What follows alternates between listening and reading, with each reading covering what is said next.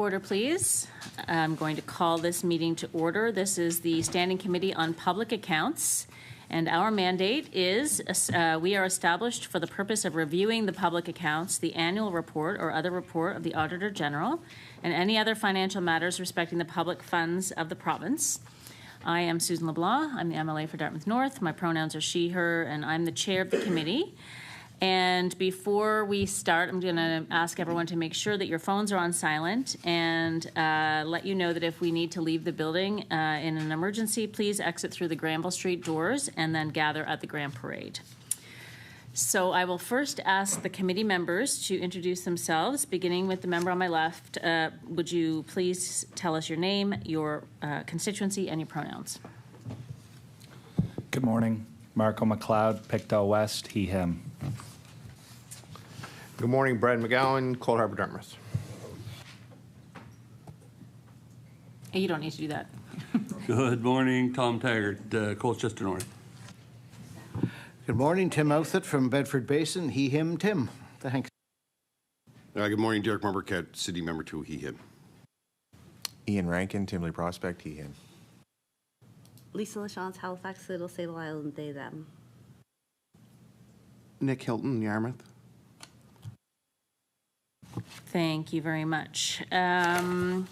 We also have officials with us from the Office of the Auditor General. We have the Auditor General, Kim Adair, here with us, Legislative Council Office, and, Gordon Hebb and Legislative Committee's Office are in attendance as well. And on today's agenda, we have officials with us from the Department of Health and Wellness regarding the 2026 report of the Auditor General, Action for Health Key Performance Indicators. And so we have two witnesses today from the Department of Health and Wellness, and I'll ask the witnesses to please introduce yourselves, beginning with the witness on the left, and please give us your pronouns as well, and then I'll ask you to make opening remarks. Good morning, Colin Stevenson. I'm the Chief of System Performance and Integration with the Department of Health and Wellness, he, him. I'm Dana MacKenzie. I'm the Deputy Minister for the Department of Health and Wellness, and my pronouns are she, her. Okay, thank you very much. And Deputy MacKenzie, are you giving the opening remarks? Yes. Okay, go ahead, please. Thank you. Oops. Good morning, everyone, and thank you for the opportunity to be here. It's been about 4 years since government launched its Action for Health plan and the corresponding dashboard and key performance indicators. Back then, much of the data was information that people hadn't seen before. Health system reporting in Nova Scotia was limited to annual reports and a few safety measures. At the time, we weren't aware of any other Canadian jurisdiction that was sharing a multi-year strategy and its performance on the plan. The daily dashboard that was added also provided a new level of public disclosure, and in some situations, access to daily information about activity in our hospitals and weekly information about home care waitlists, emergency health services response times, and surgeries. 4 years later, Nova Scotia is still a leader in this regard. We have been regularly reporting on key factors that are most important to Nova Scotians for years now. These key performance indicators together are an essential tool for how our actions are contributing to change in the system, how our healthcare system is functioning, and where we need to focus our efforts.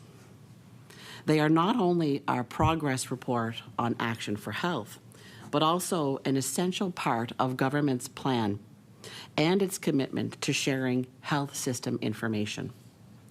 We appreciate the Auditor General's feedback and recognition that publicly reporting on performance measures is a positive initiative for transparency and accountability to Nova Scotians. And while we accept most of the Auditor General's 12 recommendations, there are a few points we disagree with.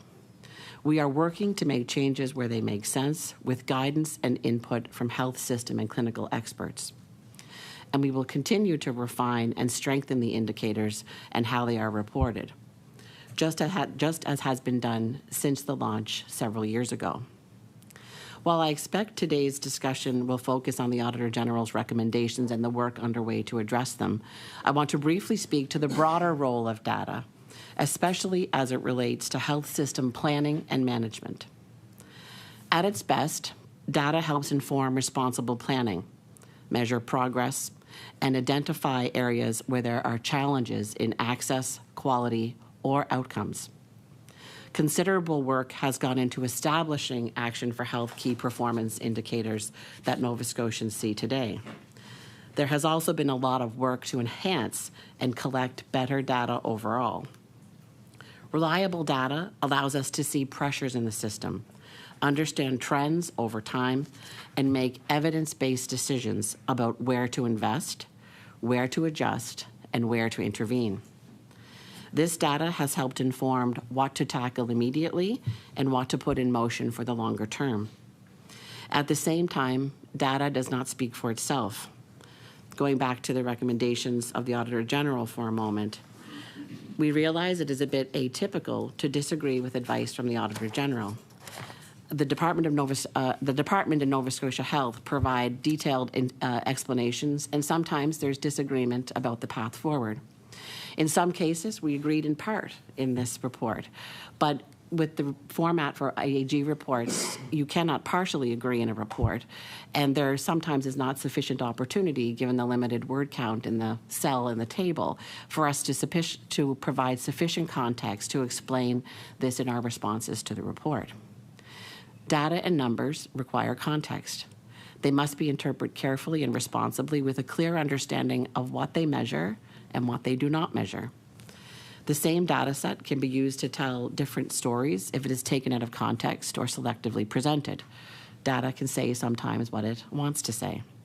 That's why rigor, transparency, and integrity in how data is collected, interpreted, and reported is just as important as the data itself. Our focus is on using data as a tool to strengthen the health system, to inform good decision-making, support providers, and ultimately improve care for Nova Scotians. We are seeing progress in some of the areas we are measuring and tracking, and less progress in others. But that's exactly why these measures matter. We can't know how the system is performing or where it needs improvement if we don't track it. Action for Health is our roadmap for transforming healthcare for Nova Scotians. Changes across the system are making meaningful impacts on the front lines and beyond, and we are actively building the healthcare system all Nova Scotians need and deserve. The data shows that. Over the last number of years, we've made significant progress across the province and the system. We have the lowest surgical waitlist in years. The number of Nova Scotians seeking a primary care provider is now less than 6% of the population, down from a peak of more than 16%. Since 2021, Nova Scotians have had a net gain of 570 physicians. Over the years, we've seen positive trends across several areas, like consistent reductions in staff vacancy rates and long-term care wait lists. And at the same time, visits to more primary care options like community pharmacy clinics and virtual quick care have continued to increase. This progress is clearly shown in the KPIs. These indicators reflect the performance of a complex system that involves many partners, providers, and professionals. Government has invested in data to inform solid decision-making and to empower Nova Scotians by giving them access to their own health information and on system performance. And investments in the necessary people, programs, beds, buildings, equipment, and systems are delivering the care Nova Scotians deserve. Government has been as open and transparent about the problem areas as they've been with the actions taken to address them. We will continue to work with our partners to improve the healthcare system, share progress in areas for improvement, and to hold ourselves accountable. Thank you, and I look forward to your questions today. Thank you very much, Deputy MacKenzie. So we're going to open the floor up to questions, and as we are the Public Accounts Committee, we'll be doing sort of even amounts of time for questions. So I will begin with MLA Lachance, please. Good morning, and thank you for being here. I appreciate your comments in terms of, the idea that the same data set can be used to tell different stories. And I think that's one of the things that Nova Scotians are struggling with right now, is that their experience of the healthcare system doesn't necessarily match kind of what they're being told. And so I'm going to ask some specific questions around the areas. But, you know, it's, I mean, similar to this, you know, there's a story in CBC this morning about radically reduced, it seems, amounts of radiation appointments in the central zone. And, you know, for Nova Scotians, that's pretty terrifying. I mean, on one hand, I understand that there's been, you know, investments in cancer care, for instance, but at the same time, if you know, a key part of the system isn't working well, that's really concerning. So I think it's with that sort of frame that I think you know, Nova Scotians want to understand how the healthcare system is working. You know, when I think about ER room closures, you know, it's a persistent problem, especially in rural areas. And as you know, when a local ER is closed, that can really make some difficult decision making about, in terms of, you know, will there be an appropriate EHS response, and you know, what can be done. And of course, then people hit the ERs and they're busy, they're overcrowded. One of the recommendations that the department did disagree with was reporting on people who left the ER without being seen. And I'm wondering, you know, some of the evidence that I've seen in terms of, there was a study from the University of Toronto, the Department of Medicine, published in the, I'll get the source for you in a minute, but found that people leaving ERs without being seen report higher rates of sickness. And so, you know, why won't the department measure folks who are leaving, who have registered and then leave the ER without being seen? And wouldn't it be appropriate to have a target to reduce that? Deputy MacKenzie? Thank you for the question. And I'll begin by kind of talking about the importance of the measure, which you have identified. And I think the study that you reference highlights the reason why leave without being seen is a really important metric to measure, because we want to make sure that we are aware of that particular issue in the system. And it's because it's such an important metric that we want to measure it moving forward. I'll refer your question actually to my colleague, Mr. Stevenson, because the leave without being seen metric for the context of the committee, the health system is one health authority, but it's still, and was at the time of the report and the audit, a number of systems working together. So one of the challenges of continuing our growth along the path of becoming one health system is making sure that the systems that we're asking for data are somehow kind of consistent in terms of how we report it up, because the public should get an accurate number about leave without being seen to ensure their trust in the system, so that when they're making a decision to go or not to the emergency room, they'll have some confidence that they won't fall into the leave without being seen a number. So I'm going to ask my colleague, Mr. Stevenson, to explain why we would have responded in that way to the AG's recommendation on that one. Mr. Stevenson? Thank you. A couple of reasons as to why we had expressed concern at the time and felt the need to disagree with this particular recommendation. As the deputy has indicated, there are some issues associated with integration of a couple of the systems within technology, components from the systems currently at play.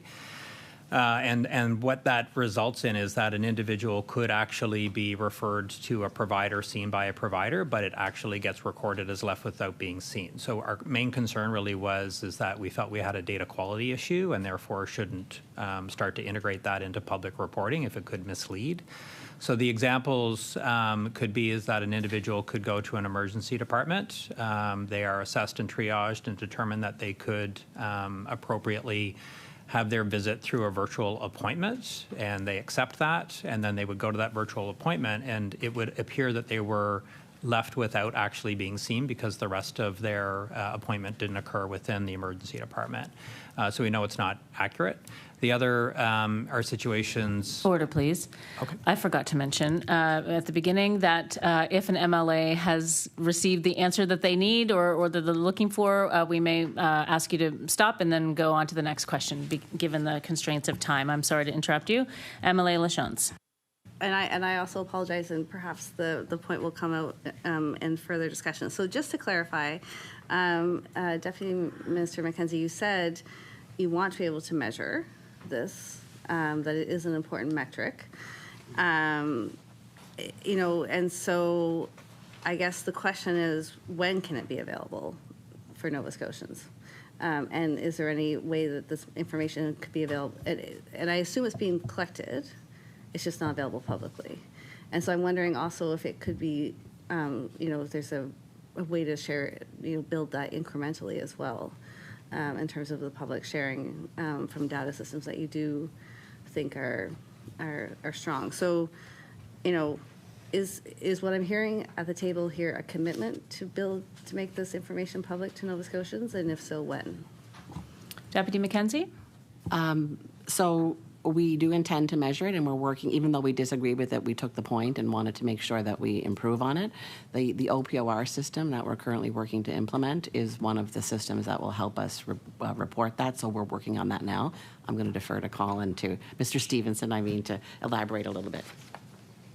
Mr. Stevenson. Thank you. Yeah, exactly what the deputy indicated. OPOR will actually help to standardize the actual collection of the information. The other piece sort of tied to that would be that Nova Scotia Health is currently out to the market for virtual care RFP. So that is the other piece where it's actually integrating the record, the patient visit from the virtual care visit with the rest of the clinical information system. So when that tender is complete and selected and implemented, that'll give us an opportunity to start to collect and report.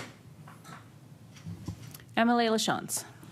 And so I guess I'll leave the question of when on the table. So I understand that there's some sequencing around OR, but just when is the question? We have from a Freedom of Information request. We saw that in the last fiscal year, 10% of patients left a Nova Scotia Emergency Department without being seen, and that's an increase from 2021. Can you tell us, in the fiscal year that ended last month, what percentage of Nova Scotians were leaving ERs without being seen? Deputy MacKenzie? I'm going to have to take a moment to look through our materials to see if I have that information and confer with Mr. Stevenson. Deputy MacKenzie? We'll have to take that away and respond in writing. Okay. And the clerk has made a note of that. Thank you.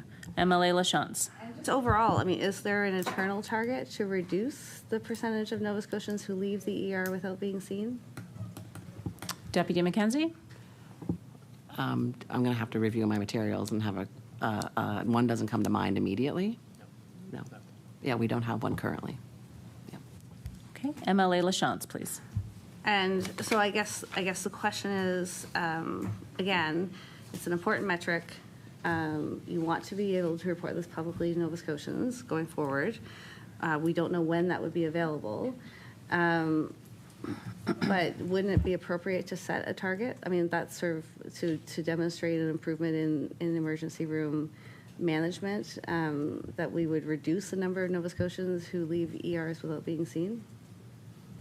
Deputy MacKenzie? To be responsive, yes, it's a goal that we definitely want to achieve. We'd have to actually craft the target based on the best evidence available to us through CI-high metrics and PT jurisdictions about what is the most reasonable number. We continue, because it is an important number, we continue to prioritize it as a metric moving forward that we want to measure through the OPOR system. So yes, definitely it is something that we want to measure moving forward. And left without being seen is something that is measured in many jurisdictions, I understand, because it is a key indicator about how the EDs are doing. MLA LaChance. Yeah, and I think that's why, Nova Scotians have a right to this information. They have a right to understand. And then, I think the other thing that we saw in the Freedom of Information request was a real difference amongst regions. So, in terms of, the percentage of folks leaving ERs without being seen and the average wait time after triage were both double the provincial average in Cape Breton, for instance. Will the department report data that's more regionally specific? And will there be specific targets for different regions to respond to that need and that gap? Deputy MacKenzie. Thank you for the question. I'm going to ask Mr. Stevenson to take this one. Mr. Stevenson. Thank you. Yes, that was one of the recommendations associated with the report, was to sort of expand the action for health reporting to kind of reflect more regional or site-based. We didn't agree in entirety associated with that particular recommendation. From an action for health perspective, that is a provincial plan, and we're really trying to report on the performance of the health system as it relates to that plan. There is a daily dashboard which is connected to the Action for Health reporting, which does allow people to go in and sort of self-serve, so to speak, where they can actually identify a number of metrics where they can select by region or by site. And some of those are daily reports, some of them are weekly, some of them are sort of more quarterly. We are working towards a refresh of the content associated with that daily dashboard to try and make sure that we do have. Another recommendation from the EG's report was the trying to create a more sort of wholesome system perspective and report. So we're working through that now, and that would continue to provide opportunities for filtering and looking at reports at different levels. As we said, left without being seen is still one. We need to make sure that we have good integration of systems, good quality of data, understand our current performance to understand how that will integrate into future reporting. So no commitment on that at this point. MLA LaChance, please. And I appreciate that there is information available, daily, weekly, quarterly. But I think for Nova Scotians, they just clearly want to understand: are things getting better or are things getting worse in their communities? I think looking at the data, in emergency rooms in Digby and Shelburne, for instance, were closed as often as they were open. So essentially, if in an emergency you need to make a decision about what you're going to do, or if you're very ill, it's probably not. Folks want reliable access to emergency care. They don't want to have to go check the daily dashboard and figure out where they might go to seek their medical care. So I think Nova Scotians living in those communities that are particularly affected have a right to know if their emergency services are getting better in their particular community. I live in Central Halifax, and I can always assume that the ER is open. And when my kids were sick and little, I could always assume that the IWK was open. That was never a question. And I think it would be, I had kids with terrible asthma. It would be terrifying to not be able to access emergency care when needed. So, so I think, shouldn't there be regional and sort of community level reporting so Nova Scotians know what's going on? Mr. Stevenson, is that for Mr. Stevenson? Yeah, so absolutely, and closure reports are published, and so that is consistently there for individuals to be able to kind of go and see whether or not their emergency department is open or closed. Also included within the reporting, where people can specifically look at and understand, would be things like offload times and time to provider or time to admission from an emergency department. So there are particular indicators that are reported so people understand the performance of their specific emergency department. Level 1, 2, 3 emergency departments, our goal and the intention within the health system is that they're never closed. And I do appreciate that when you're a smaller level 4 community ER, then that could be a situation where that there is or has been more scheduled or unscheduled closures. We have seen improvement in that over the past year. The actual rate of scheduled closures has actually reduced across the province on a sort of from a system perspective. And there's a lot of effort to really find ways to stabilize the care so that every community understands how they access care and they have the care that's most appropriate. So urgent treatment centers, availability of virtual options, and ensuring that we've had the increase in EHS so that people get transported to a level 1-2 facility if that's the care they require. Emily Lachance. And again, I want to move on to one more question before I finish my time. But, you know, I think, of course, Nova Scotians assume that the Nova Scotia health system wants to be able to respond when they need it, where they need it. But I think Nova Scotians have a hard time understanding how things are going, you know, and EHS is certainly a critical part of the system. But, you know, I've met with folks, you know, up in Cape Breton where they're very concerned about, you know, in the Shetty camp, they're very concerned about the fact that they don't have a static ambulance, and that often is hours away, and they don't have an ER in their hospital, and so, you know, I think Nova Scotians rightly want better information, want to understand what's happening. I also wanted to ask about the family practice registry. So more detailed information is now available. There's this whole pending category, and I'm wondering if you could confirm how many people are currently in the pending category of the registry process. Deputy MacKenzie, please. Yeah, thank you for the question, and we're pleased that the report with respect to the new format has been shared publicly in April.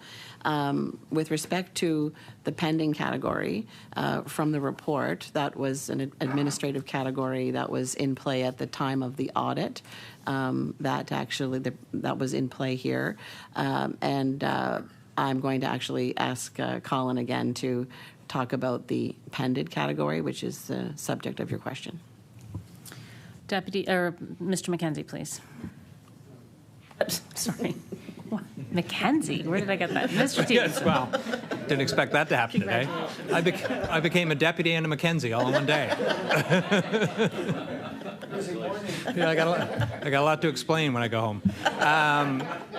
So the pended category was a lot of discussion around that during the time of the report and the review, and that as an administrative category, that when Nova Scotia Health really sort of took the time to do the audit of the approximately 160,000 people on, what they identified was that really the categorization of people wasn't effectively allowing that tool to support people from being kind of managed to what their care was.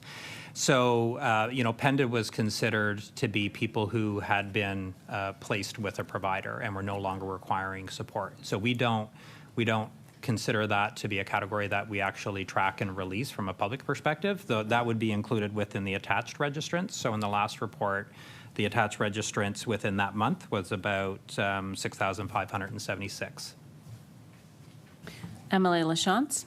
But I think this pending category is really important because I think taking people out of one system but leaving them in a bottleneck in another is really challenging. And for Nova Scotians, it's really confusing. So I've had a number of constituents, particularly with the Citadel Health Home opening, who heard like 6-7 months ago that they were attached, which is like, great. I have a family doctor. I'm really excited. And then not only did they have to wait months and months and months, they weren't given clear information.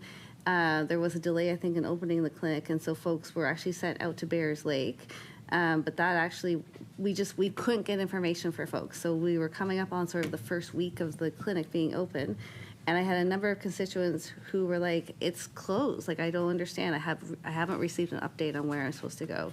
And so some folks actually missed their first appointment because they didn't have the information that they were supposed to be going out to Bears Lake. So, I mean, pending, and that example is a good example in terms of timelines can become uncertain if you're promising people a family doctor in a place that's not actually renovated or built yet. So I think it's an important number, and I think it should be public. And so I guess, I'm wondering how you can consider folks in sort of this, Netherland of like the healthcare system, that you're not keeping track of them.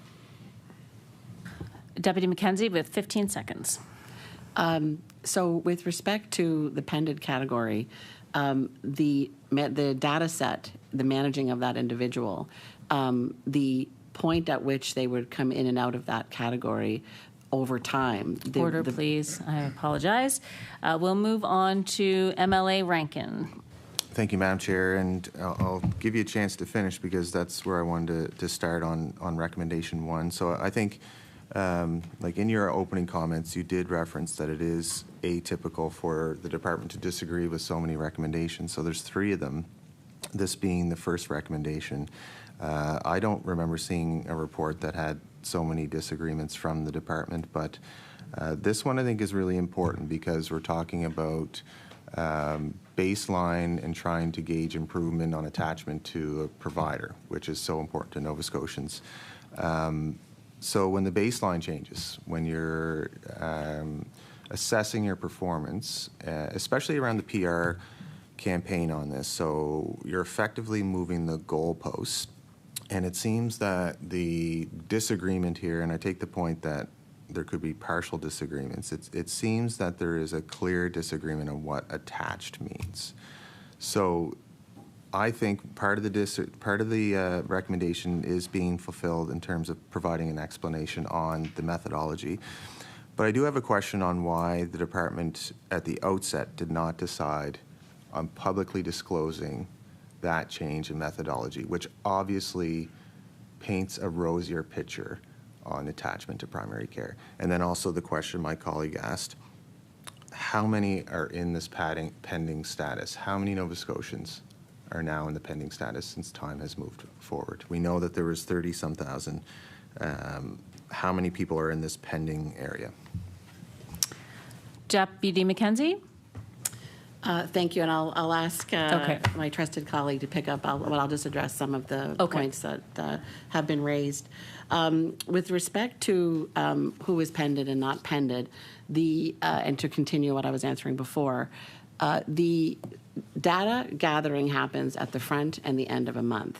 And in terms of individuals who have been contacted, I think people have to understand the size of the task that has been undertaken to take what was essentially a spreadsheet that had no interactivity with it and activate it and give that data a heartbeat, if you will, to be able to manage people in real time. So what that is now is a dynamic patient management tool rather than just a list of people. So when you're talking about pended or attached are people who've been reached out to by the system to be assigned, as your colleague has actually noticed, to a practice. And the rate at which they access or get a first appointment to be onboarded with a proper onboarding questionnaire being filled out, et cetera, is in the hands of the clinicians and the primary care clinics.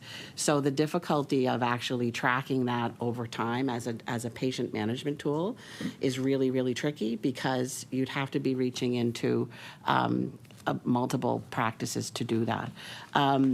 So with respect to why the department wouldn't have disclosed that originally when the methodology was changing, that process, the lift from basically spring 24 or early winter 24 till now has been Herculean in terms of going into a data set, making phone calls to thousands and thousands of people to fill out questionnaires, to develop the tools to understand the data and then organize it and very quickly try to place people. So we have been moving not just at pace, but at speed to try to address the need of attaching Nova Scotians to primary care. That's part of the challenge about explaining the methodology because it was a real-time exercise. I'll ask Mr. Stevenson to talk about the pended category and the attached category a little bit more because I think that's your second part of your question. Mr. Stevenson. Thank you. So the pended category is now considered the attached category. So if you look at the report that would have come out, or the report from April, it would have reported 61,947 active on the registry. So those are people who are actively still being supported to get attached to a primary care provider. So there's nobody in that would be considered the old category of pended or waiting for a first appointment or any other definition associated with it. So active registrants is the roughly 62,000. As I'd indicated, the attached attached registrants from the April report, so the people who are attached through the course of that month, would have been 6,576. So those are people who have been placed with a primary care provider, regardless of whether they've had their first appointment, chosen to have their first appointment. That would be the number of people who had been placed with and are no longer actually actively being supported.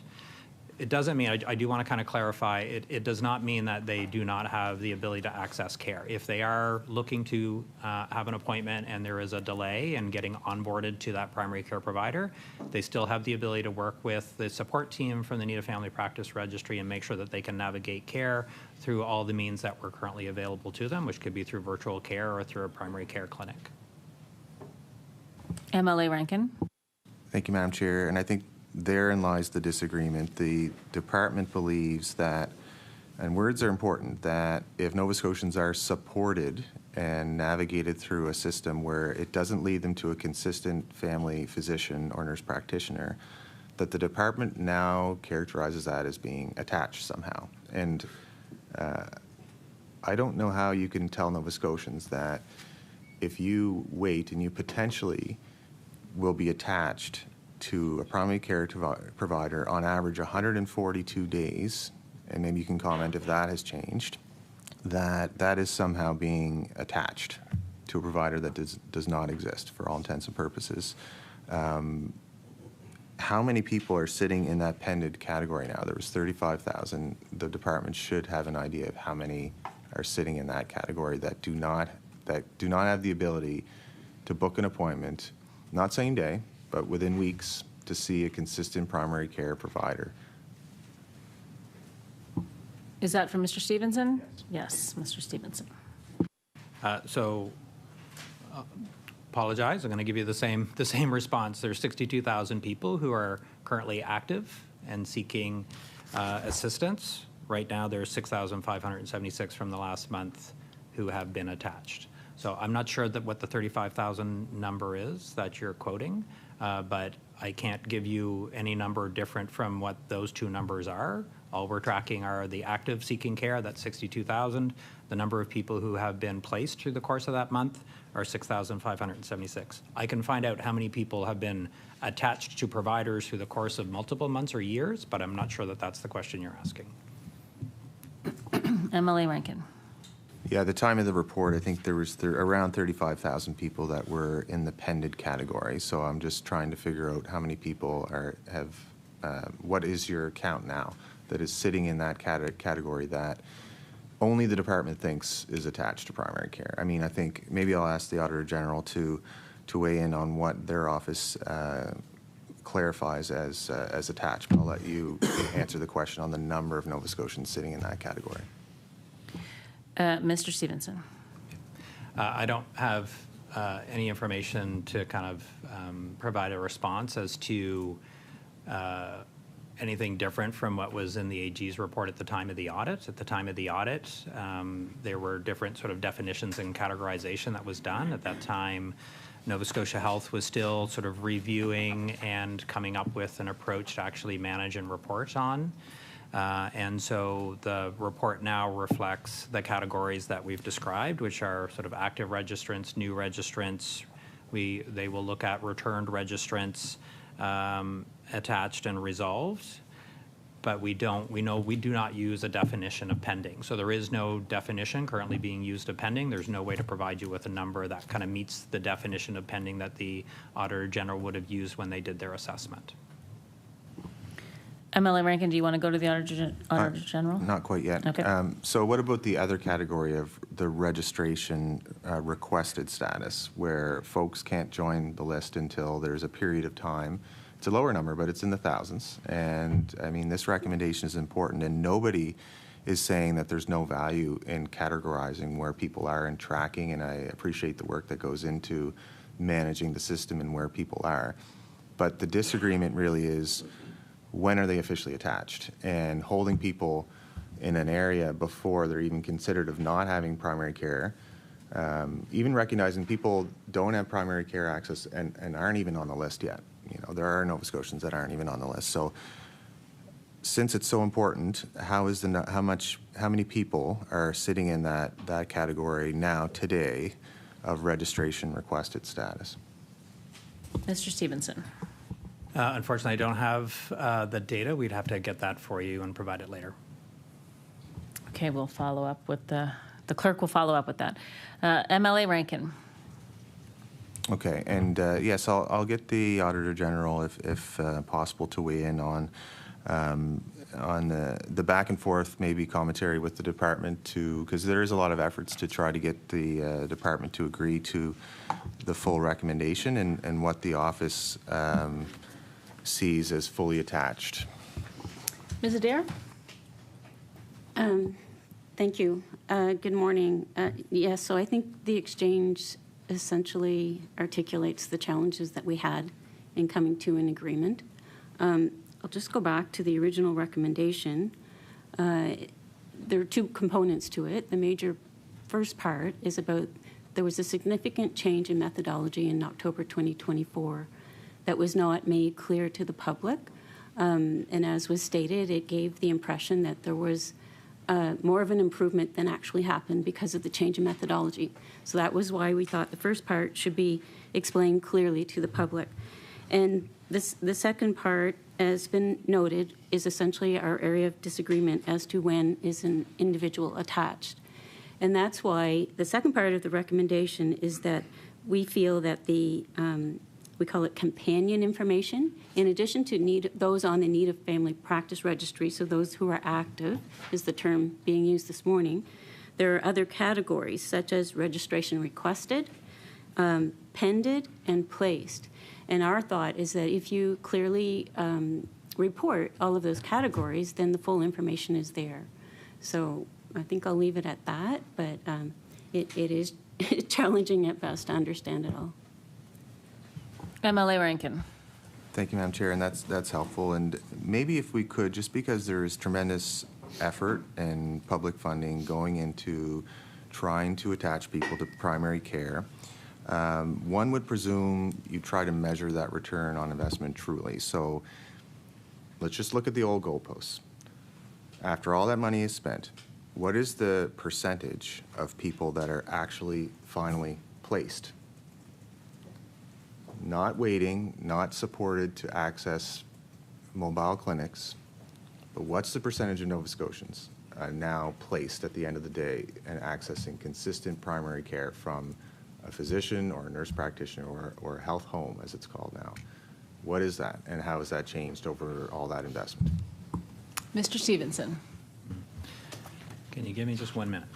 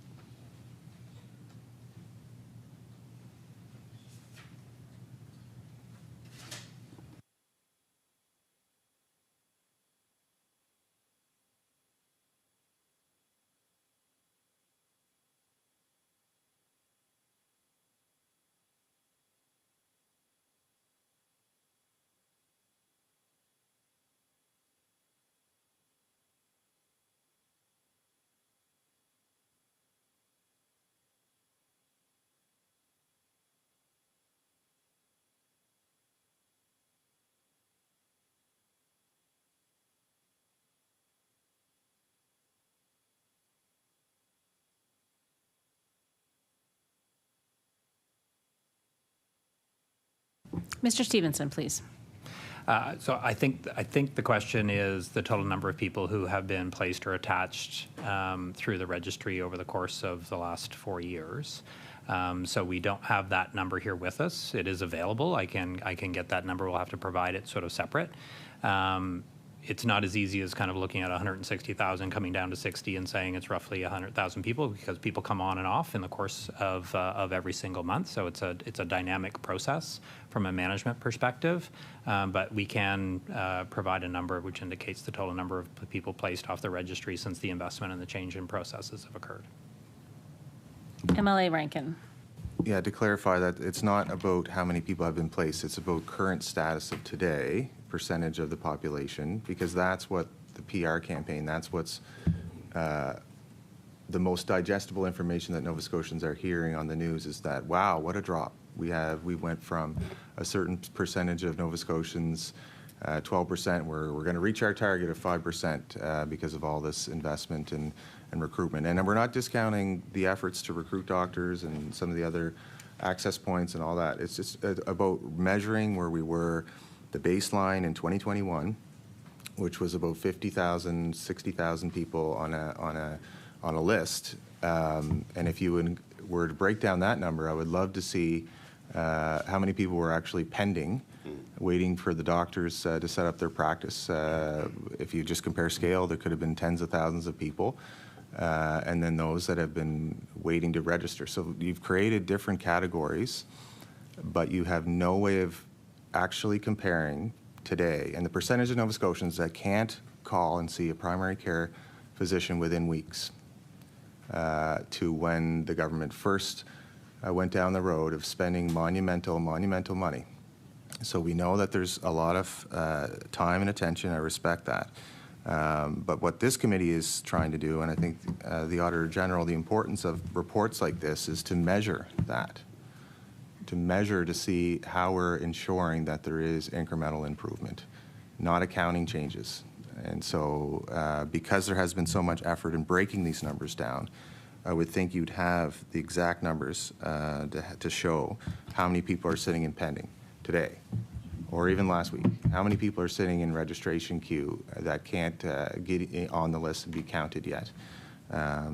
There's value in having that category to check health cards, to check duplication and all that stuff. But to compare the number, how many people are actually percentage are placed at the end of the day, and compare that to 2021. Mr. Stevenson. Oh, sorry, Deputy MacKenzie with about 4 minutes, 3 minutes. Thank you. So I just want to be really clear about, what the audit, the context for the audit. So the audit period was from summer 24 until summer 25. And a lot of work was in progress, and observation and learnings and lifting happening during the period. So administrative categories created during that time period to help us manage the task are not meant to obfuscate or hide anything. They're meant to better manage the data so that we can actively place people. What's happening is we have now a lot of effort for individuals who are entering the registry to be supported with a real-time health questionnaire and teams of people who are dedicated to placing those individuals as quickly as they can based on triage principles. So there's a lot of work that's going in. So when you want to compare between 2021 and 2026, it's actually a very difficult exercise because the development of the classification categories and the work that's been undertaken to get us to this point to help us provide primary care to Nova Scotians is something that has taken place over that period. So the struggle for the audit is that it was evaluating something that was moving in real time. But we take that feedback and we want to make sure people have access to primary care and that Nova Scotians can be assured that when they are placed at a primary care clinic, they have the name of a facility they can go to. And then that process about attaching is something that we also support with respect to making sure individuals who have needs in real time on the registry know they can call and get support, and other options to support them while they're waiting for that first appointment. So we want to get the word out about that. And I'm going to hand the microphone to Mr. Stevenson to elaborate a little bit on that. Mr. Stevenson with 1 minute. Yeah, really just it's not possible to compare because the registries aren't the same. Like the original registry as it existed and how you would look at the count really was the ability for anybody to self-select in, regardless of whether they actually needed a provider or not. So we don't have the ability to actually compare those numbers. That's the intention really when the review started in 2024. And the assessment of the individuals, that was what was sort of driving the creation of a new actual process. So we actually consider it less to be a registry now and more of a management or a case management tool. And so that'll be really important for us to kind of be thinking differently about this in conversations going forward. The Need a Family Practice as a tool really is intended to support people to be able to access care in the current moment and also to support them for their prolonged care going forward. We won't be able to do a comparison to... Order, please. I'm sorry to interrupt. The time has elapsed, so we'll go to MLA Hilton, please. Thank you, Ms. Chair.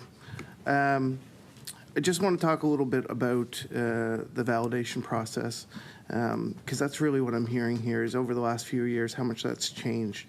And the first question I just want to ask you directly to each of you, I've had the pleasure of working within the department with each of you, and in the last, since 2020, can you personally tell me the differences that you've seen in the system and the impact that the changes that have come out of Action for Health have had? Because I think it's really important, and what's being lost here today is that they're looking specifically at questions that have come out of that process or that those changes that, you know, I think are for the better. And the list now has, you know, actionable items that we can reflect on as Nova Scotians that weren't there before, but there's still a lot of questions. So just personally, how do you feel the changes in healthcare have gone in the last 4 years? Deputy MacKenzie. Thank you for the question. And I've been deputy since January of 2024, and Action for Health began in 2022. But one of the things that I've observed is we are deeply in a deep system of transformation in real time. So treating the issues in the healthcare system with an urgency and focus that is, you know, a lot of my colleagues across the country call for advice and feedback about what we're doing because of the pace and volume of things that we're able to accomplish. So I say that because Mr. Stevenson will be better able to speak to, I think, the baseline differences because he's been in the health system far longer than I have. But I guess, given the topic today, is the willingness to stand up and tell them what you know, is a phrase that's quite common in public service, is the ability or the willingness to be measured and to continue to refine those measurements to ensure that Nova Scotians understand and can actually have trust in the system that they're, should be able to benefit from. MLA Hilton, do you want to hear from Mr. Stevenson? Mr. Stevenson, please. Thank you. Two ways, I guess, to kind of speak to this from my perspective. One is, Action for Health from a health strategic plan is something that I would say the health system was longing for a long time. I've been in the public sector in Nova Scotia health system since about 2001, and it's the first time where I would say we had a truly sort of public and published health system strategy or plan to kind of hinge the work that we were doing on or working on. As opposed to individual sort of priorities, it was really intended to tackle the system and recognition that the system is linked, it's integrated. You touch on one piece and you make something better and you may inadvertently start to kind of negatively impact something else. So really we were trying to kind of focus not just on emergency departments and offload times, but it was thinking about access to primary care and stabilizing what the primary care system or a component of the system should be, while thinking about emergency departments, while thinking about inpatient capacity, while thinking about the workforce that's required to support that, while thinking about how do you actually move from an analog system to a digital system, so to speak. So really we were trying to kind of focus on all components, knowing that you need to tackle all in order to actually truly make a shift or a change. And then I think the other piece associated with that was just the ability to disclose, the ability to actually start to report performance indicators in a broader way. Individual organizations would always do that. They would hold it themselves associated with their own strategic plan, but starting to expand the disclosure of the performance of the system was something which we hadn't seen sort of previously, and something which I think is an opportunity to be celebrated. Doesn't mean it's perfect. You learn from it. You have opportunities to improve as you go forward. As you achieve what you want to in a particular metric, you think about doing something different and you replace it. So we're always innovating and trying to kind of drive forward. And to me, there's been a lot of experience on the positive side reflected in that work over the last 4 years. Emily, Hilton. Thank you, and that actually leads into my first question. Action for Health ushered in a new era for the amount of health data available to the public. Are you able to outline the health data available to the public now, or public, and how it can benefit Nova Scotians in their healthcare decisions? Deputy MacKenzie. Oh, sorry, Mr. Stevenson. So yeah, I guess I was kind of leading into that one. So there have always been some kind of components of system reporting available to the public, predominantly kind of focused on quality and patient safety indicators, and there's been some reporting associated with wait time, either by specialty or by clinician.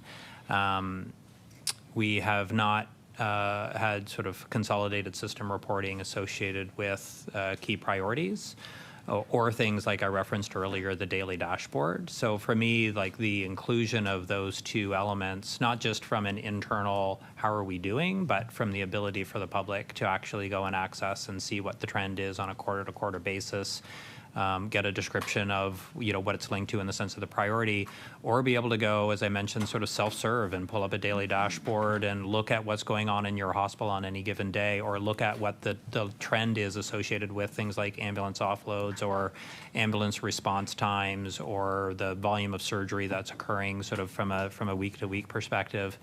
That's all new. Like, that's all things that have been introduced within the system over the last 4 years, and I think to the benefit. We're probably, although other provinces have some system reporting, very few have actually published a plan and actually committed to publishing their report and their progress on that, which I know the Auditor General sort of referenced within the report as well. And so that's a valuable thing. And there is a significant difference in the sense of going from just a couple of elements of the system reporting to what we would consider to be more fulsome in what's available to the public. Emily Hilton. Thank you, and thank you for that. We talk about the spreadsheet that sat on the corner of the desk for a number of years, and now that we have this new dynamic system to measure the need of family practice registry. Also another, previous conversation was around the PDF around ER closure wait times that would be tabled 9 months from now. Just can you talk about how the data is now being used to make better decisions moving forward, the differences now maybe to a few years ago? Mr. Stevenson? Yeah, I think, well, I mean, this is a little bit of probably kind of coming out of COVID and, making faster decisions, using data and kind of driving innovation. And we continue to kind of build, I would say, within the health system on how we actually integrate the data into making data available within the health system for decision makers, and how that actually allows us to make decisions differently. I think one of the biggest transitions that we will actually have within the healthcare system, which has started over the last couple of years, is the integration of the primary health care data with the acute care data and other data sources into the patient's electronic health record. And so that, not from a decision maker, but from an individual, and the decisions that you as an individual make around your care, that gives you information that you can actually use and support to make care. But the consolidated, de-identified data that actually provides to the health system is very powerful to help us understand the care system more fully, and to help us kind of make decisions around the type of care and supports that are needed by community. So being able to look at a community level and understand the health profile, the type of services that are now provided, the impact associated with introducing a new health home, those types of decisions are more easily available to us because of the access to those type of data elements. Thank you. Order, there's a little chatter. It's hard to concentrate. Sorry, who's next? MLA McGowan? MLA McGowan. There you go. So good morning, Deputy Minister MacKenzie, Mr. Stevenson. Thank you for being here. So my first question, I'm going to direct it to the Deputy Minister, but either of you who feels best positioned to answer the question should feel comfortable to do that. As of March 26, almost each action of health indicator is trending positive or is stable. In your view, what does that indicate in terms of the state of Nova Scotia's healthcare system? Deputy MacKenzie? Thank you. I'll begin and invite my colleague to follow up. So, like after years of negative trending, the healthcare system is actually being stabilized, to your point, and showing some key improvements. One of the things, with respect to recruitment and our retention rates, those are improving. I referenced in my opening remarks the surgical wait times being addressed, the surgical backlogs. There is notably improved performance, and the attention to data has allowed us to actually see them and invest appropriately. So that's something that we're very pleased about. Some KPIs, of course, are subject to seasonal variation, but generally the key priority areas in Action for Health, we see them as moving in the right direction. So with respect to the same direction at least 3 or 4 years ago, the number of positive indicators that the health system has been showing are moving in a really good direction. I've talked about our attention to health human resources, which is the country is struggling with recruitment and retention, and we've made a real effort to focus on those key areas, and it's a continual kind of attention to the pressures with respect to key areas where it's difficult to recruit, difficult to train. So I think one of the things that Action for Health has allowed us to do is, there's a saying, we cannot change what we do not measure. And it's allowed us to actually, looking at those indicators, allow us to say, we're doing okay there. We have finite resources. Where can we go next? And that's a reality that is a good one to be in as a system that has to make significant investments in the right areas. I'll ask Colin if he has anything to add to that. Mr. Stevenson? Nothing? Okay. MLA McGowan, please. And so I'll direct this question to Mr. Stevenson, but of course, Deputy Minister, if you feel you'd like to weigh in. Mr. Stevenson, you mentioned the word integrated and complexity of interconnectedness of the healthcare system. Could you tell us more about that as it relates to understanding the system performance and improving data collection? Mr. Stevenson? Yes, I think I had kind of indicated one of the things that I've sort of observed in the system and how we're kind of tackling things. And I think it's important and I think most, kind of think about the health system in their individual experience. And from a leadership perspective and those working, delivering care, they understand the complexity of the system and all the sort of interrelated parts associated with it. And I kind of mentioned you poke at one part and you fix something and you inadvertently kind of break something else. And that's really kind of all about the decisions that we actually make every day within the healthcare system. So if you have one nurse practitioner looking to work, are they best suited in primary health care or an emergency department or supporting an inpatient care or critical care unit? So you have to make those decisions and understand what the implications and the best value associated with those every single day. And I think this is where, to your question of like, how do you use data? How do you actually sort of, have a better sense of the system and the performance and what's moving and the impact associated with the changes that we're making? And we're better positioned today than what we have been within the system in the 20 plus years that I've worked in it to be able to effectively make those decisions because we have a better view of the performance of the system. And I think we're making efforts to help to explain that to the public. It's difficult to take the complexity of the system, as we're talking about today, and make it simple and understandable for people to understand whether things are better, for them or in their particular community, because it is a system. But the data that we actually have, the ability to kind of integrate the different components, which we haven't been able to do before, the moving to a single clinical information system across both Nova Scotia Health and the IWK will again sort of strengthen that from a standardization of the data elements that we actually have and collect, which will again strengthen our ability to have good visibility into and be able to make wise decisions around the use of resources and the impact and the outcome that has. MLA McGowan. I'm going to pass on to Mr. MLA Outfit, please. From bad to worse. Good morning, and thank you for being here.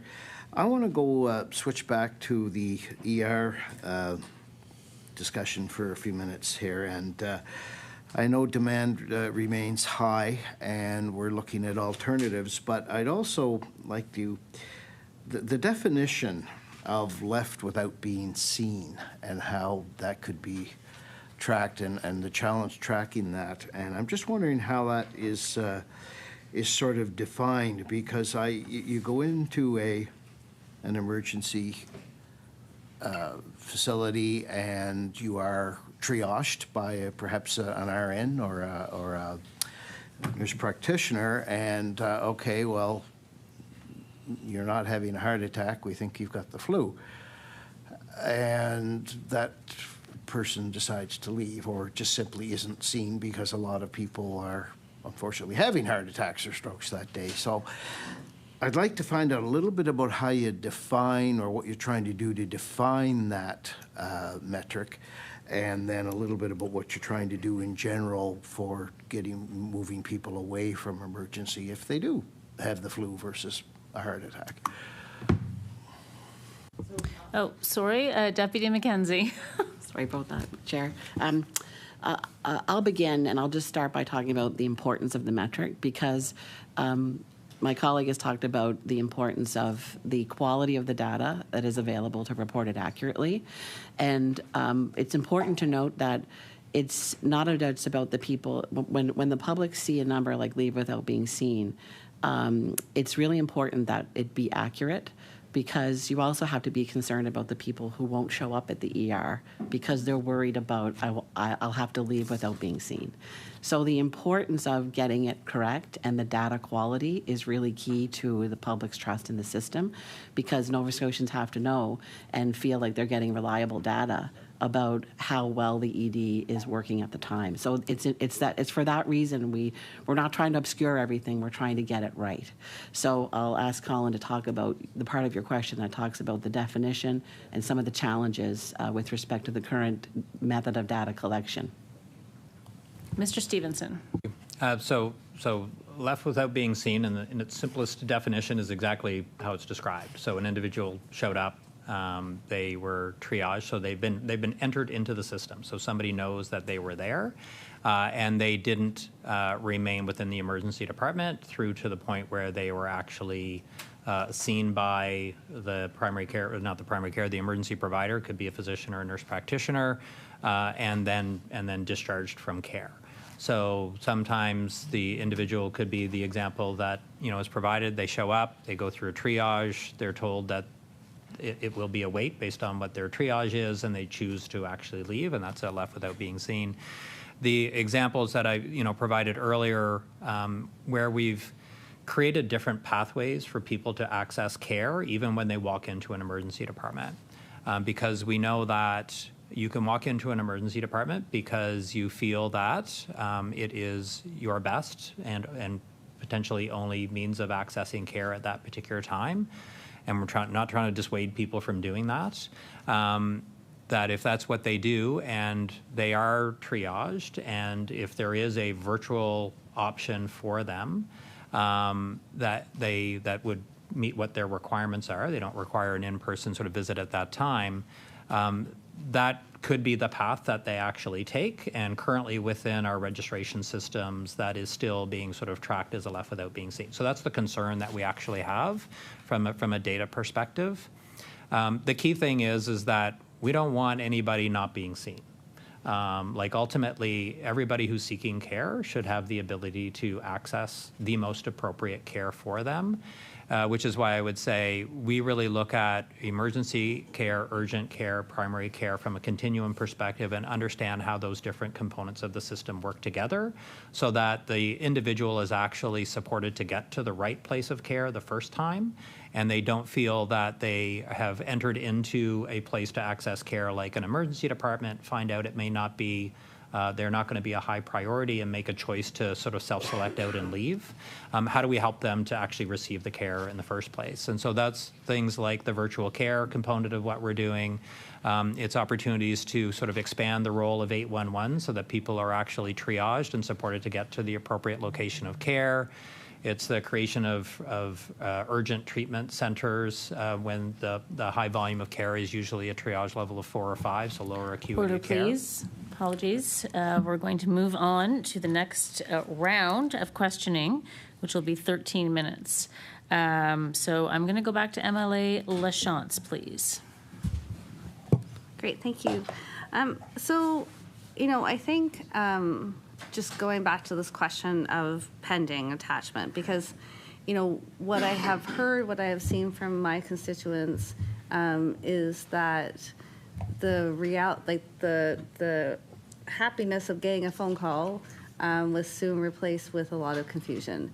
And a lot of folks were getting these phone calls for the Citadel Health Home before the space was renovated and before recruitment had actually been finalized. And so pending seems like a really important category at that point when the clinic is not actually open and the people are not actually in place. And, the Auditor General saw that there was an average of 140 days in the pending attachment phase. What's the average now? Deputy MacKenzie? So I don't have that number at my fingertips, actually. We'd have to kind of get back to you in writing on that one. Okay, the clerk has got that. MLA Lachance. And I do think that's really important. At the beginning of this, you talked about data needing to be contextualized, and we are looking at a family practice wait list where the type of data, how it's understood, was actually changed. But I don't think that's communicated to Nova Scotians. And again, I think Nova Scotians are like, it says that there's been these big decreases, but I still don't have a family practice. And so people are, rightly confused by that. I think it creates a lot of distrust in the system between what they're being told and what they're living. And I think that there should be, you've changed the methodology and the approach, fine, but there should be a way to crosswalk that information in a way that makes sense to Nova Scotians so that they actually can trust the information that's being provided is actually about a reduction in the wait list. So is that work underway? Is that possible? Like, why aren't Nova Scotians being given this clear information? Deputy MacKenzie? Thank you. I think that, with respect to the new reporting, the new report is out, I think, as of about a week now. And the report takes efforts to explain the categories and to show the breakdown by health network and region. And it will take some time, I think, for all of us to kind of begin to understand what it means. But it's, of course, something that we want to continue to ensure Nova Scotians understand as we move forward. And it's appearances like this that will help that in terms of appreciating the data collection methodology and the definitions that we've provided publicly in that new report. If you look at it, it talks about active registrants, resolved, attached, et cetera.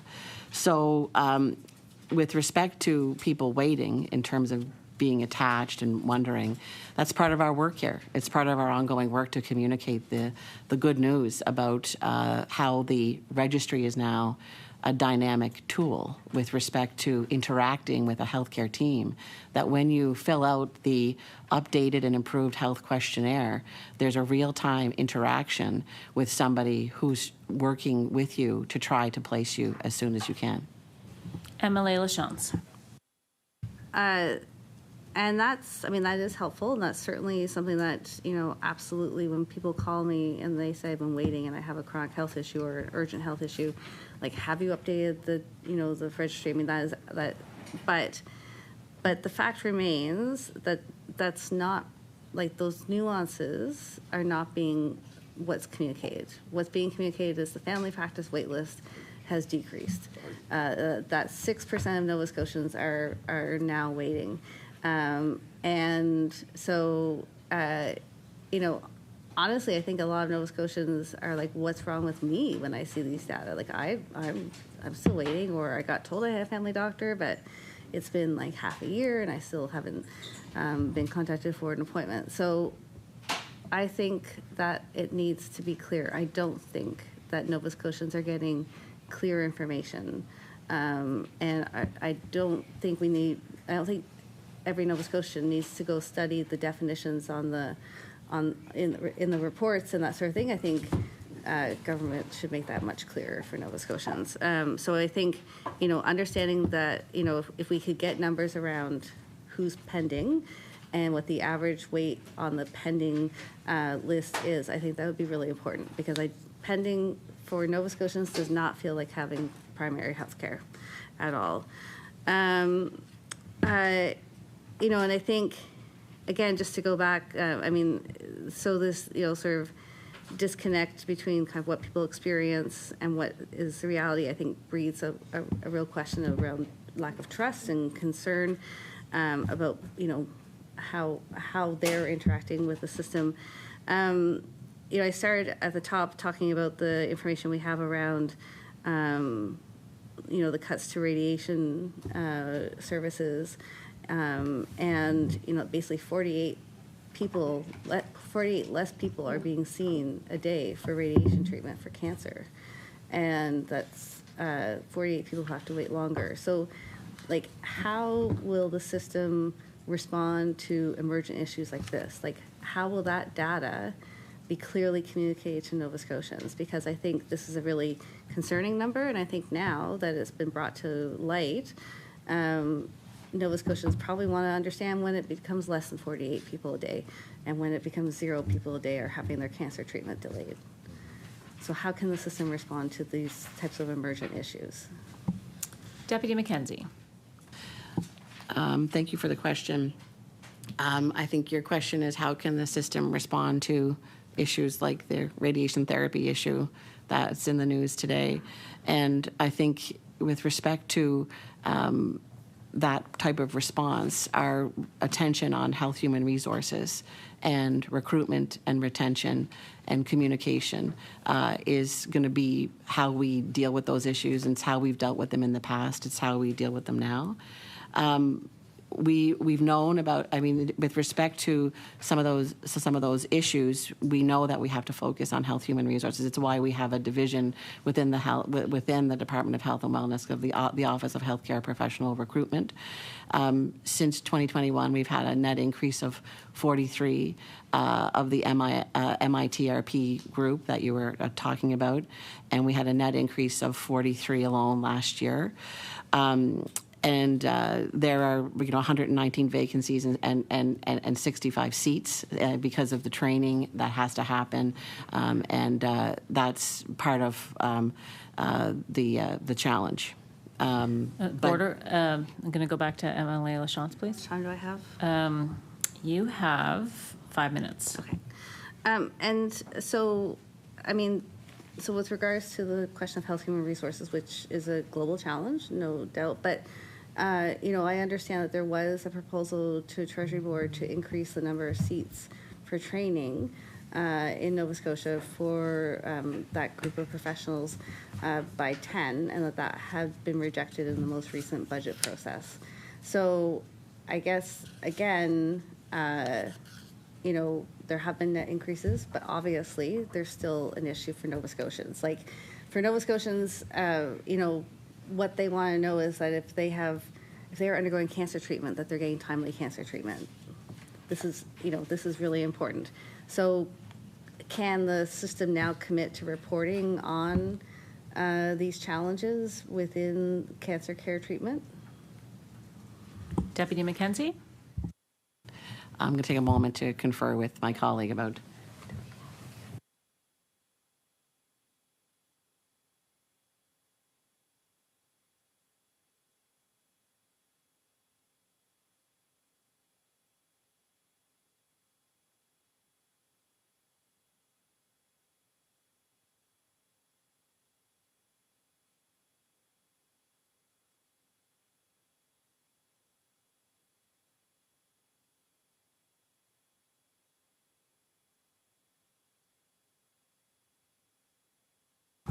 Deputy MacKenzie.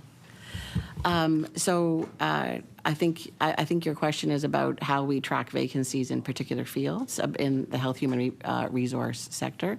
With respect, we probably haven't been reporting as openly on, not as openly, but as broadly as beyond physicians, NPs, nurses, because that was a focus originally. But with respect to, Okay, order, please. MLA Lachance.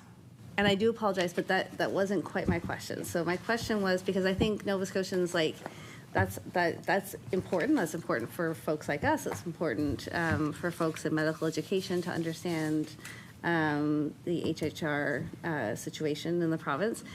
But for Nova Scotians, I think more the concern is, we have a radiation clinic that's not operating at full capacity, that's shutting down an hour and a half early every day, that's seeing 48 people less than it should, than it's planned to see. So I think that's more the number I'm interested in, is so as weaknesses or issues arise in the system, like, could you take this number, validate it, and start reporting on it, so Nova Scotians know when radiation services are open full time, so Nova Scotians know when it's not 48 people missing their cancer treatment every day. Deputy MacKenzie. Well, with respect to verifying numbers in terms of operational impacts of a health human resource challenge, we'd have to take that away. I think that's something that I can't verify your numbers here today, and they're not numbers that are known to me or validated for me. With respect to reporting on recruitment of that group, absolutely. We can undertake to do reporting on recruitment in that group. Since 2023, we doubled the seats at Dal for MITRPs. We added 8 for ultrasound and 13 for radiology techs. So we are alive to the issue. It's a persistent challenge across the country, and we are on it for sure. MLA Lachance.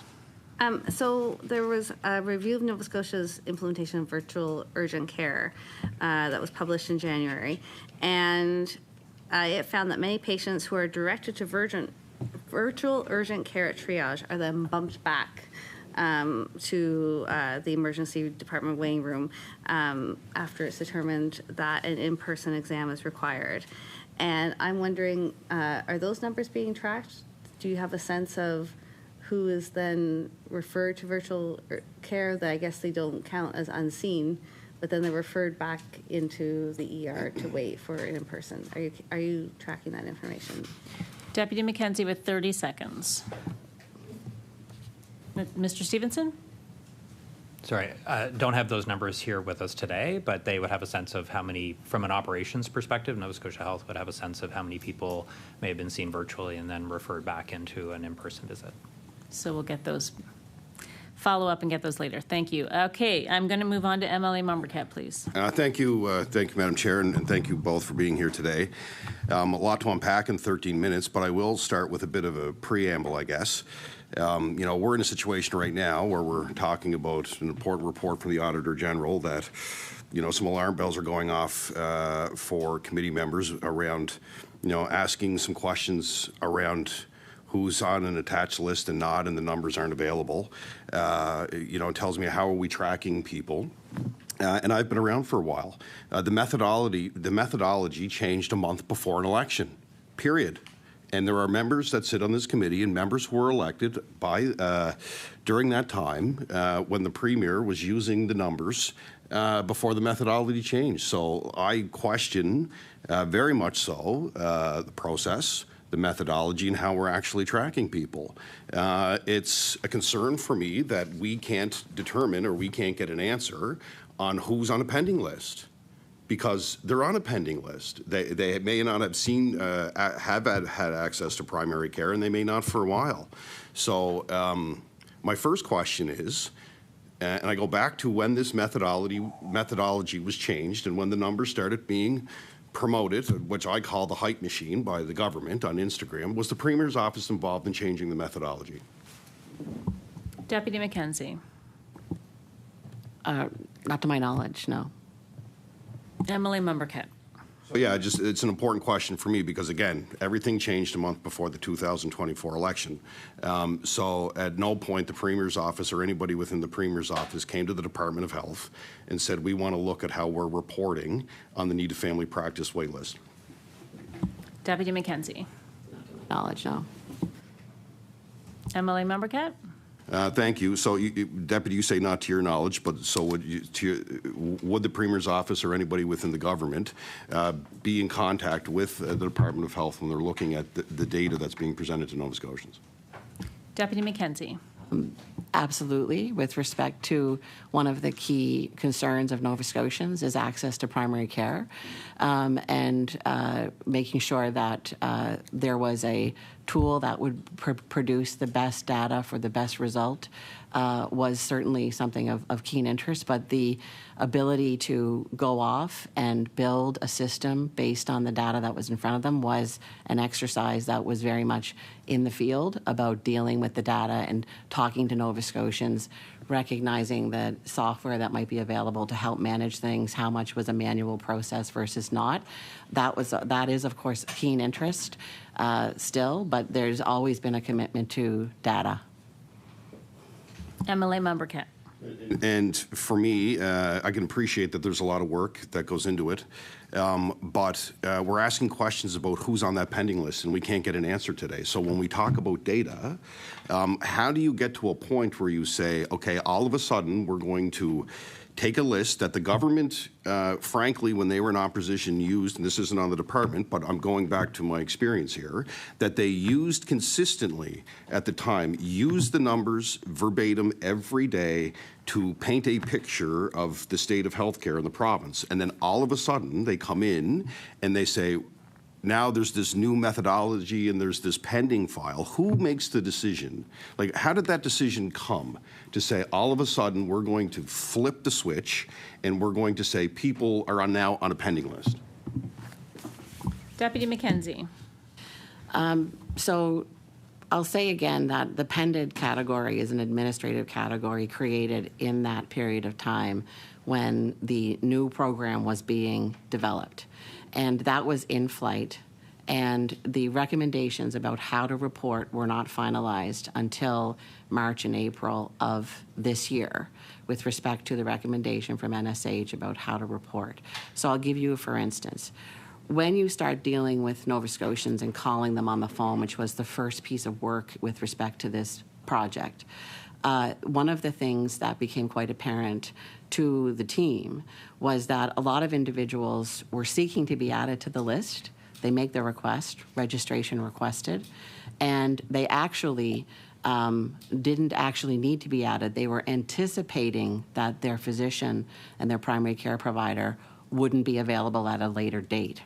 So through conversation, you realize that what's coming into sharp relief is a category called registration requested, so that you can track those phone calls, but you know maybe you can have a response that says, we're going to actually keep an eye on that practice, because part of the exercise as well is not just removing people from the list, but also making sure that people don't come onto the list. And the way that the system responds to that from a primary care perspective is to create teams of people who can go out and support a practice to make sure that it stays active and that those individuals do not come onto the list.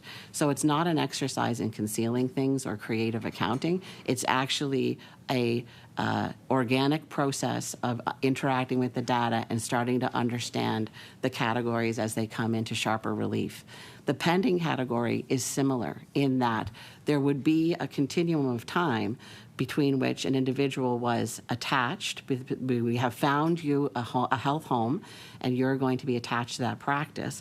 And the way the systems work and the particular panel that physician, the receiving physician, is going to be processing has time and triage techniques about individuals that the system inside on the registry doesn't really superintend. So that's why that administrative category was created, and I think we really want to be Order, sure. please. Yeah. Sorry. MLA Member Kemp, please. I apologize. I'm just I'm short on time. I do want to get in to the report. I question the decision making and the methodology around that. Of course, we want people to get primary care. We want people to have access to a doctor. But for me to see a reporting mechanism changed a month, and this is not on the Department of Health, but somebody made the decision to change that, and it was a month before an election. So I've lived this for 11 years, so I've seen it all at this point. And let's call it what it is. My next point is around targets, right? And targets, and I'm going to try to fit two into one, and a bit of a preamble. I think it's critical that we report from a regional perspective. We're reporting from a regional perspective, but we really need to look at what's happening in certain spots of this province. Like, you look at the average wait times in the ER. The Cape Breton Regional Hospital in Sydney's not even close to the average, in my opinion, in the stories that we're hearing. People are waiting and waiting and waiting. We've heard stories of folks waiting 2+ hours for ambulances in rural parts of the province. So that's my first question. So I'll ask you to comment, like, what is the plan to actually tackle, you know, what's happening at a more local level when it comes to this stuff? And the other part I wanted to mention is that the Auditor General did identify one target to hire 1,000 internationally trained nurses a year. Talk about, did you achieve that goal? You know, some of the efforts that are underway, and the, you know, because this is important in the conversation too as well, is because we're not, I believe we're not reporting these vacancies in a lot of places, and we're hearing the stories that, you know, this picture's being painted, and yes, there are some improvements in healthcare, and we want to see people get access to care. We want people to get the care that they need, but they're not getting it in spots, and that reporting is not happening, and that is critical to my colleague's point from the NDP. Nova Scotians need a clear picture of what's actually taking place. You've seen a change in the methodology around the wait lists for primary care. You've seen changes around, you're not reporting on vacancies. These things are key, and these things are critical. So I'll leave it at that because I know I'm running out of time. So I'll pass it over for an answer. Okay, Deputy MacKenzie. Still 4 minutes. So with respect to the question, I think that the effort to report EDs on a local level, regionally, is of interest, is the first part of the question. And then the second part of the question is about reporting on nursing vacancies or health human resource vacancies. So with respect to the reporting at the ED level, with respect to regional success or regional data, with the dashboard does actually report at the regional level with respect to EDs, and it's certainly something that we track internally and are consistently kind of connected to about making sure that the connectivity, for example, between EHS offload, access and flow through the EDs, and those things are performing well across the province. And I'll defer to Colin to kind of provide some more details about the exact kind of way that we report regionally on EDs that are available to the public so that people can be aware of that. And then your question about health human resources, I think you asked about a recommendation about hiring 1,000 internationally trained nurses. I don't have a recollection of that one being a part of an AG report or this one. If you want to refer me to the page number, I could probably be a bit more specific in my answer. Shall we go to Mr. Stevenson now? Well, Mr. Stevenson, please. I've got my finger in 3 tabs. So the Action for Health report does show about 1,700 registered nurses. I think your question was international, so I apologize. It may not be the exact answer, but we do report certain positions from a recruitment perspective, and vacancy rates are included as part of the Action for Health overall for the organization. So there is some of that availability. To your question around, so again, back to like the report did provide recommendations around wherever possible to provide sort of regional context. And our response to that was twofold. One, from a overall health system plan, what was important for us is to show that the system is shifting and changing. So that is kind of where we try to keep this from a simplicity and communicate to the public how the system is doing. It's reflected in that. But as I mentioned earlier, that's augmented with the daily dashboard. So individuals do have the opportunity to go and look at certain reports and information from a Tableau-based dashboard with different tabs. So you can look at daily hospital visits, you can look at emergency department specific indicators, you can look at surgery indicators, and through all of those you can filter it down. So if somebody wants to see what's happening in Cape Breton Regional Hospital, they can look at it and get a sense of the occupancy rate for the hospital, how many surgeries were performed, what's the ambulance offload wait time, the time to admit associated with that particular facility. So that's available to the public, and I think what's even more important is that's available in greater detail to the leadership and planners from the system to understand where there are targeted initiatives that have been put in place that are bending that curve and making a shift or change, and where it's not happening, and how do we actually address that. So we use that information from a system perspective to make sure that we're thinking about implementation strategies and where to have something work. So an example would be a rapid assessment zone would be something to kind of help move people into emergency departments faster. We see certain results when those are put in place. Another example would be understanding. Order, please. Yeah. MLA Membercat with 30 seconds. With 30 seconds, okay, I'll just say this because we only have 30 seconds. But the Auditor General found that the surgical wait list growth rate ratio internal target aims to prevent surgical wait lists from growing rather than aiming to reduce the surgical wait list 1-to-1 ratio. The finding is very concerning for us, especially in light that the fact that there is a 2.5 to 3 year wait time for gynecological care. I want to get that on the record because this is the stuff that we're hearing from Nova Scotians. I hear, what's happening please. at the. We're going to move on to MLA Taggart, please. Thank you very much, Chair. So it's been an interesting and great discussion here this morning. We talk about key performance indicators in the Department of Health. I just want to give you guys an opportunity. I guess I'll start with a little preamble here. We've had a lot of questions here this morning, mostly revolving around negative things or perceived negative things. You know what I mean? The way we report, the way the Department of Health reports ER wait times and need a doctor and that kind of thing. There was 12 recommendations here by the AG, of which 9 were accepted and 3 were disagreed with. Data, in my view, is critical to the decisions that are made, whether it's in a business or in a healthcare business or whatever.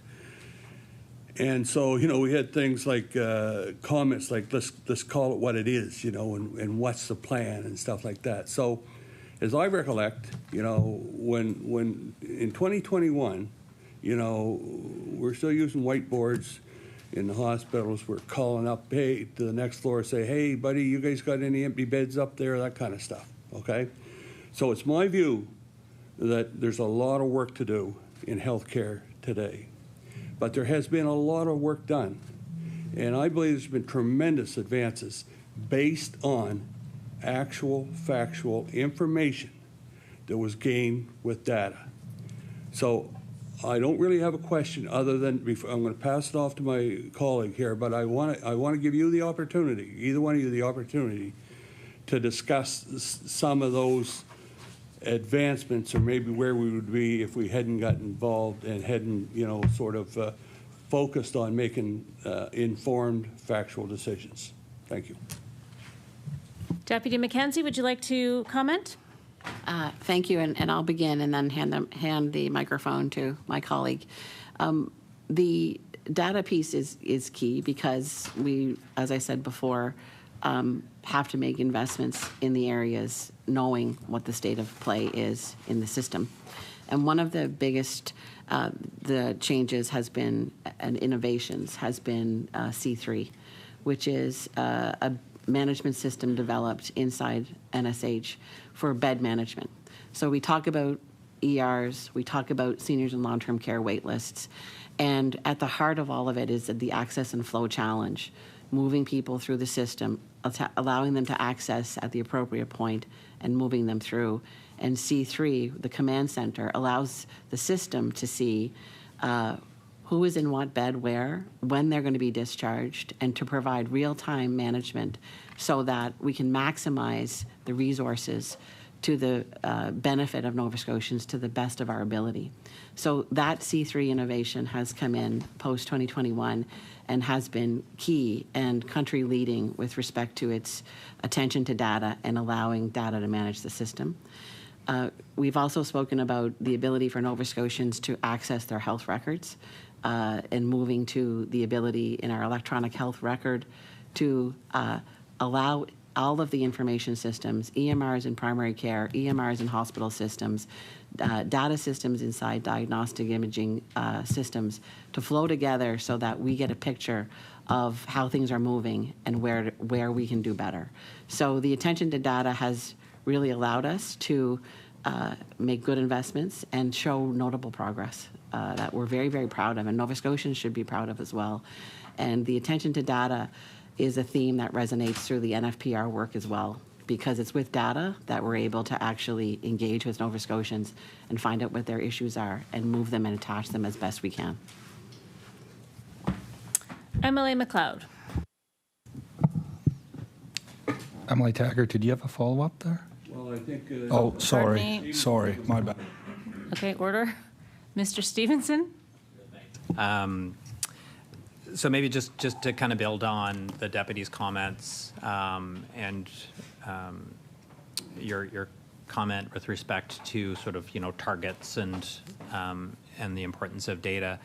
I think one of the things that from the system over the last number of years, we've had investments, and we've had investments sort of targeted towards trying to drive improvement in particular areas. So areas were identified and measures were created to track that. And wherever possible, we used sort of national targets. And so we were able to kind of compare how we were actually moving against that. And I think one of the examples that we can kind of draw on is surgery and the sort of the focus around how we're trying to sort of progress in increasing the access to surgical services for people within the province. And I know reference was made associated with the surgical ratio, and anything greater than 1 we saw as a positive thing because it means we're doing more surgeries than there are people coming onto the wait list. So that's a positive indication. It's not the only indication. I think for us, really part of what we were trying to asked to target and targeted was like, how do we actually address individuals who are not getting to their surgery within what sort of the national benchmark is. And there are a few surgeries which actually kind of align with that, so cataracts and hips and knees. And so targeted investment associated with that, targets that were kind of created within the system, and an opportunity to kind of track performance and progress towards that and report on that. And so this is where it all kind of comes together in the importance of it, because we're able to see whether or not we're actually impacting change based on the investments that were made. And in 2024, Nova Scotia actually had the best compliance with cataract wait times in the country, and we're tied for 3rd for hips and knees. And we were generally below 50%. Like we were, ranked sort of 6th, 7th within the province or lower. So that is, I think, is like for me is a real example. It's a practical. It kind of demonstrates the work that the health system did by having sort of focus, by targeting the investment, thinking about what the measure is, using a national sort of standard or benchmark to kind of achieve towards, and then reporting on our progress towards that. Okay, we'll move on to MLA McLeod. One of the key performance indicators is number of physicians per 100,000 residents. And I was interested what the department's perspective is in how you calculate that number, because I believe the department uses locum physicians in that calculation. Deputy MacKenzie? Thank you. Yeah, I think to be more particular, I think the report talks about physicians, family physicians, I think, per 100,000 Nova Scotians. And so there are different ways to count how many doctors we have. How we set up the KPI originally was to count locum physicians as part of the total. So those can be, as you know, short term, but they can also last well over a year. So our position was that if you didn't include those in the total, it would skew the actual number of what was truly available because of that category being included. The shorter ones kind of, I think, presented as maybe in the data set as looking like double counting. So we kind of take that on board and take that kind of commentary and we'll try to break it out a little bit better, I think, in future reporting. But I think one of the things that is important for Nova Scotians to know, and it was a big learning for me coming to the healthcare system, is the family care group of physicians often do more than just office-based primary care. They're in long-term care homes. They're doing other type of pay modalities that get them out into the community a little bit more differently than just in their primary care piece. So as those things have evolved, the count and how we represent it will evolve as well. But we want to make sure Nova Scotians know that number because it is an accepted number, I believe, through CIHI in terms of the measurement piece. I'll ask Colin to correct or edit me there if I've said anything wrong. Emily McLeod with 4 minutes. Okay. There's an important part of the Auditor General's report. It's called Questions Nova Scotians May Want to Ask. So I figure I'll indulge myself there. But one of the questions, and it's a big one, but I was wondering if you could maybe kind of summarize it. Did the province meet its objectives with the $1.3 billion in action for health expenditures?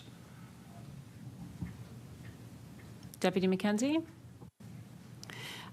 It is a great question, and it's one that I think we're very proud to answer yes. But we have to keep asking that question. It never stops, and the adjustments have to happen in real time with data, with the willingness to have the difficult conversations about that data and how it goes.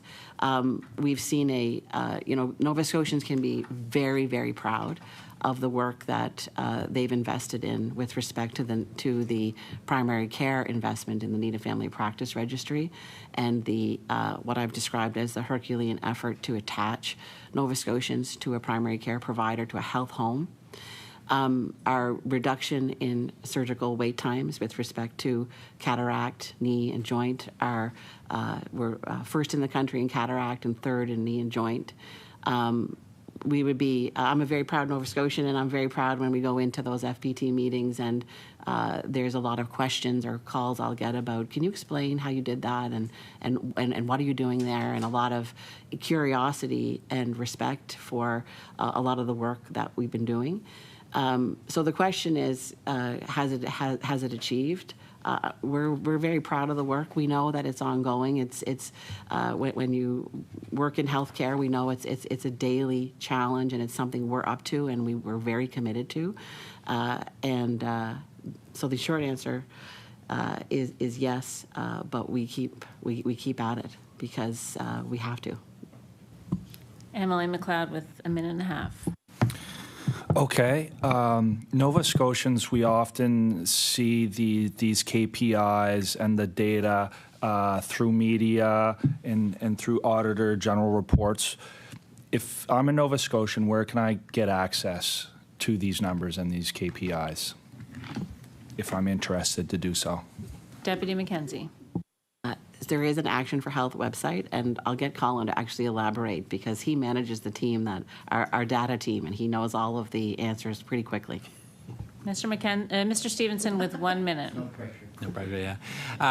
As the deputy indicated, we would really encourage everybody to look at this. I think this is one of these opportunities to kind of come and speak to this table, about something which I'm very sort of passionate and excited about. I think, understanding a plan for the system and having data to kind of talk about performance is really important. And I think that it's never easy, but because there's always different individual perspectives and experiences when it comes to healthcare, but really to be able to kind of look at it from a system perspective is important. I would encourage people to go and sort of look at that and think about it and ask questions.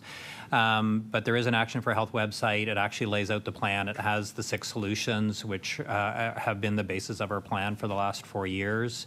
A link to that is an opportunity to see a progress report, which will actually take you to a data element and to a description of the work that's kind of happened most recently, and people can look back through previous reports. Also tied to that would be a daily dashboard, as I've kind of mentioned earlier, where people can go and look at what's going on within their local area and see what the sort of the shift or the change is, or the type of activity that's happening within their particular organization or geography within the province. And I would encourage everybody to understand the plan and what we're trying to drive towards within healthcare, and to be able to see how the system is performing. Order, please. Thank you.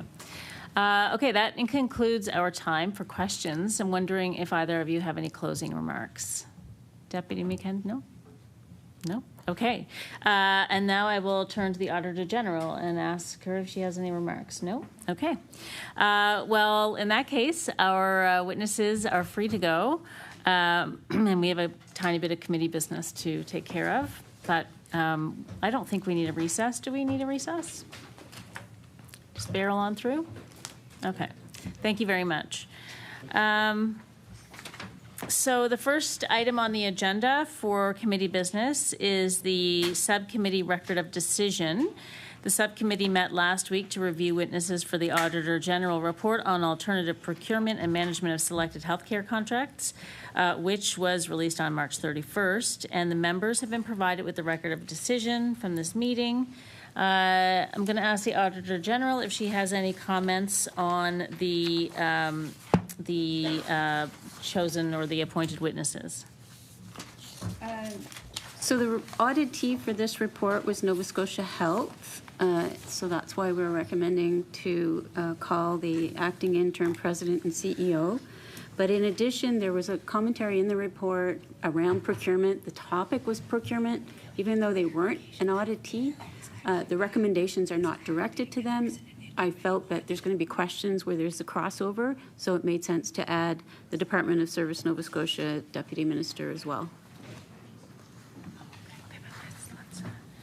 Thank you very much. Yeah, and so the record of decision is to have the, as the Auditor General just said, Nova Scotia Health acting interim president and CEO, and the Department of Service Nova Scotia. There is a question on whether the acting interim president and CEO is on leave or not right now. So just, I'm going to turn off my mic for a minute. Well, let's go to recess just for a second.